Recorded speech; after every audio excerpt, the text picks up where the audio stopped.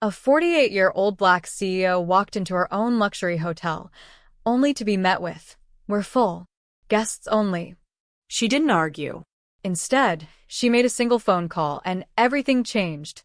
She wasn't looking for anything extravagant. No grand welcome, no red carpet, just a key, a warm bed, and a quiet night to reset before an unexpected board meeting. But when Vanessa Clayborne stepped through the towering glass doors of the Oakmark Grand Hotel in Des Moines, Iowa, nothing unfolded as it should have. She entered with a quiet, effortless confidence that didn't demand attention. Her soft loafers made no sound, her tailored slacks weren't flashy, and her dusty blue silk blouse? Clean but simple. A canvas duffel bag rested on her shoulder. No assistant. No entourage. To anyone watching, she looked like any other guest, or maybe someone merely trying to be one.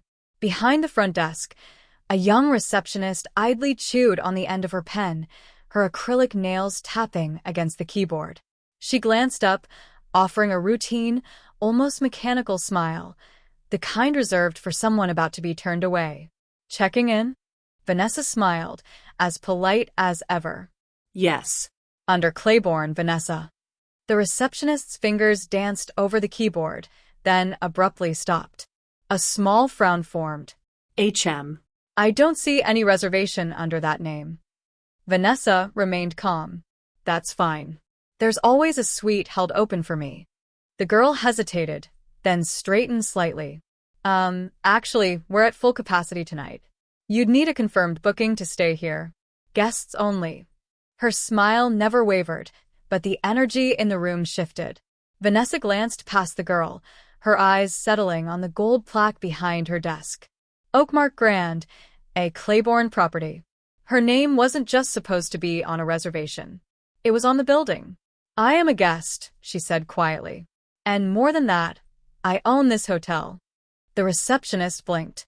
For a moment, she looked genuinely stunned, like Vanessa had just told her she was the Queen of England. Then, her lips curled into a skeptical smirk. "You own the Oakmark?" Vanessa nodded, unbothered. The girl reached for the desk phone. "I'm going to have to call the manager." "Go ahead." Across the lobby, conversations paused. A couple in matching golf polos turned their heads. A man near the fireplace tilted his chin. Vanessa felt it. That shift, that weight, the look, the silent assumption. Someone must be lying, and we all know who we think it is. Moments later, a thin man with a crooked tie and a clipboard emerged from a side door. Assistant Manager Neil Dorrance. His badge made it official. He took one look at Vanessa before pasting on a forced, cheerful smile. "Good evening. Is there a problem with your reservation?" "She claims to own the hotel." The receptionist cut in a little too loudly. Neil hesitated. Vanessa met his gaze, unwavering. "I don't claim," she corrected, voice steady. "I do. My name is Vanessa Clayborne. You'll find it on every quarterly report, every executive board memo. I'm here for one night. There should be a suite under the owner's block."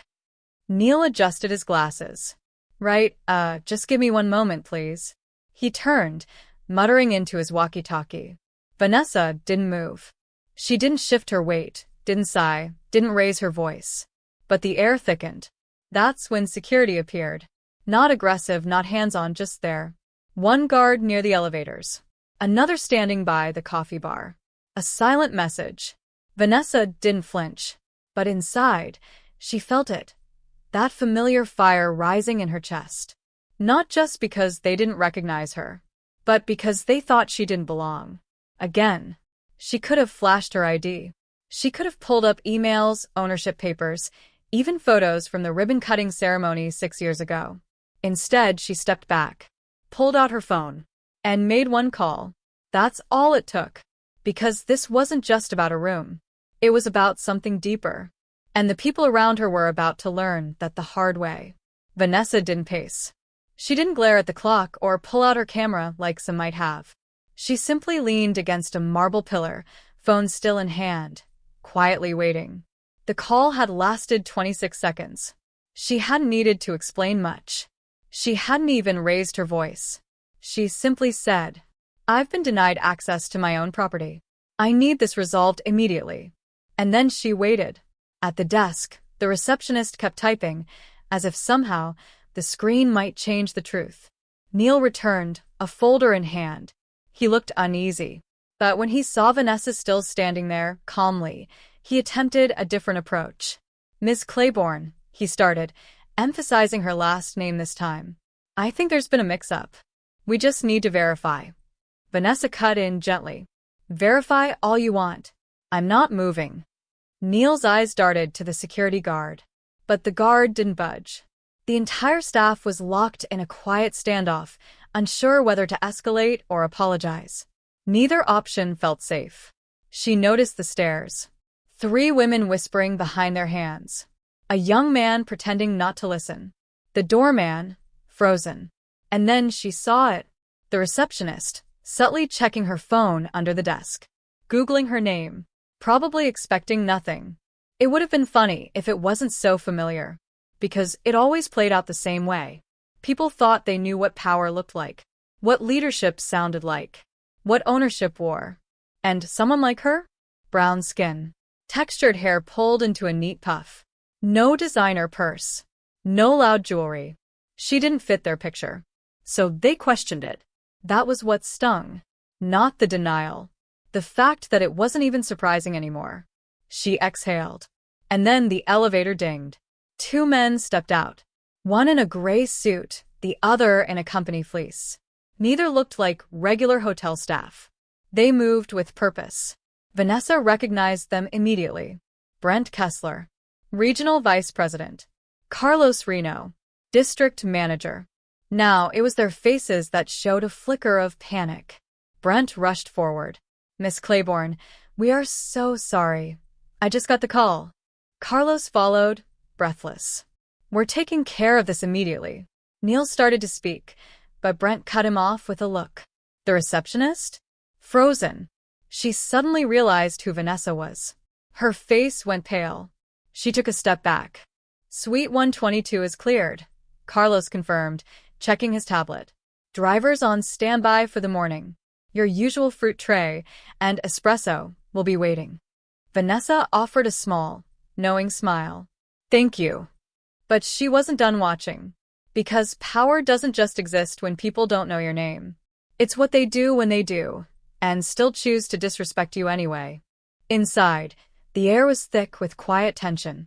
The receptionist from the night before sat at the far end of the table, her hands folded tightly in her lap. Her eyes flickered to Vanessa, then to Brent and Carlos, who both took their seats without a word. Vanessa set her coffee down. She didn't rush. She didn't start with accusations. Instead, she let the silence settle, let the weight of the moment do its work. Then she spoke. Tell me, she said, her voice even.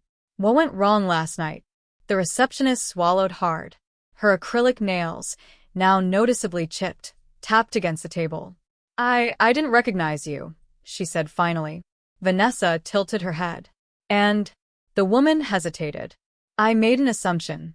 What assumption? Another pause. That you didn't belong. Vanessa nodded slowly, as if she were letting the words absorb into the room. That's the part one want to talk about. She looked at Brent and Carlos. Recertification is a start. But this is bigger than training. This is about culture. About what we think power looks like. Who we assume is important before they even open their mouth. She turned back to the receptionist. I don't need you to grovel. I don't need excuses. I need you to understand. The young woman nodded, her face pale. I do. Vanessa studied her for a long moment, then leaned back. Good. She glanced at Brent. She stays. Carlos stiffened slightly, but Brent nodded. Under one condition, Vanessa continued. She'll undergo mentorship. With me. Directly. The receptionist's eyes widened. With you? Yes. Because if you're going to represent this hotel, my hotel, you're going to learn what it stands for. She stood, smoothing her suit jacket.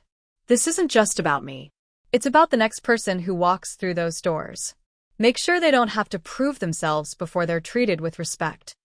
With that, Vanessa picked up her coffee, nodded once to the room, and walked out.